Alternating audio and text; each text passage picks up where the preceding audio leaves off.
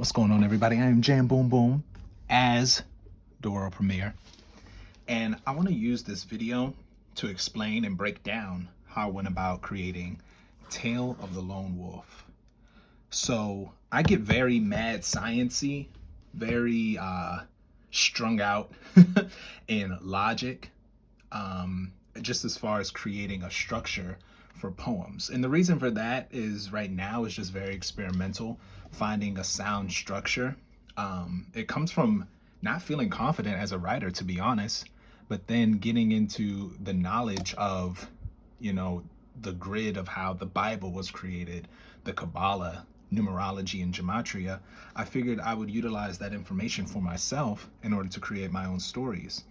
And so I wanted to go ahead and use magic squares, specifically the planetary magic squares, to be the structure for the plays or the poems.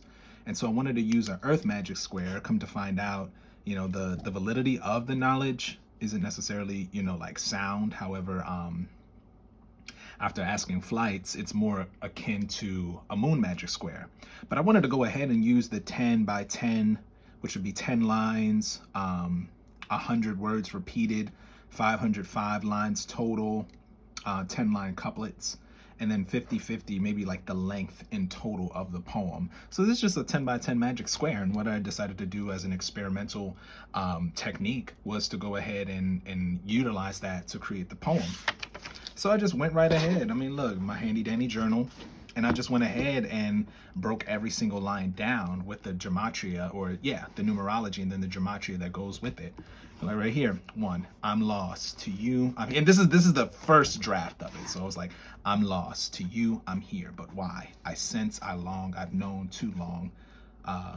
Look up, look down.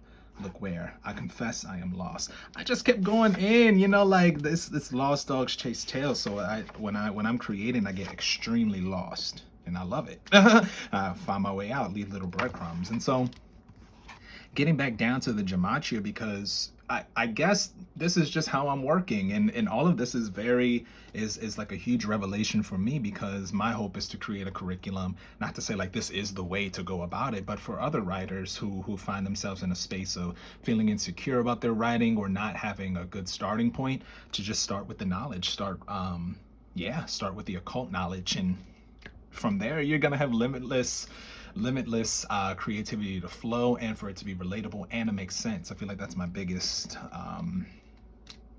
that's like my biggest thing. And so right here, just 1 through 0, the wolf realizes the basics. It kind of harkens to source, because the original idea was that I wanted to anthropomorphize shout out to Dolo, to kind of like a starting point and a point and the direction that it goes in.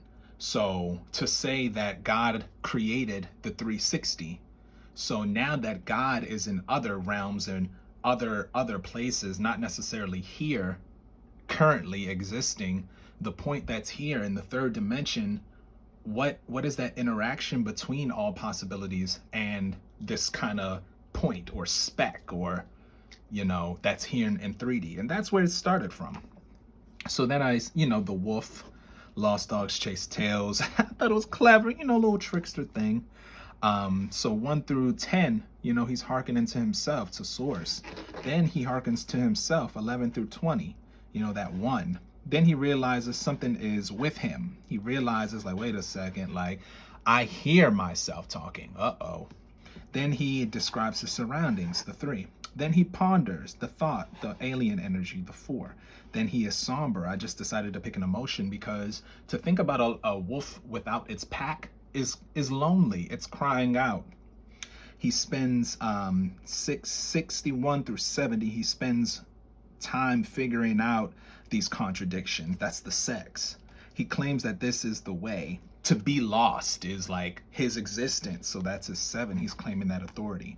He claims dominion over his lostness. So he's like, what, if I'm wrong, I don't want to be right. If I'm wrong, I don't want to be right.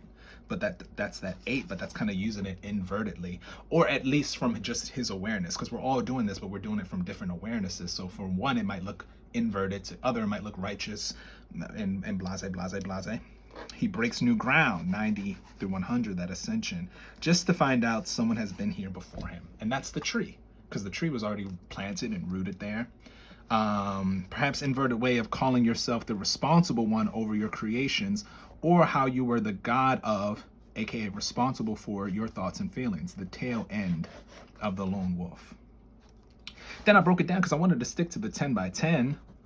But I was like, you know what? There's a lot of motherfucking lines. I was like, and I wanted to post this for Scorpio season. Now, that's just on me. That's how I put the fire underneath my ass to produce. I'll say, hey, I want to do this for this season. I ain't saying that's the way to go. I wanted to challenge myself to say, hey, I want to put this out by this time.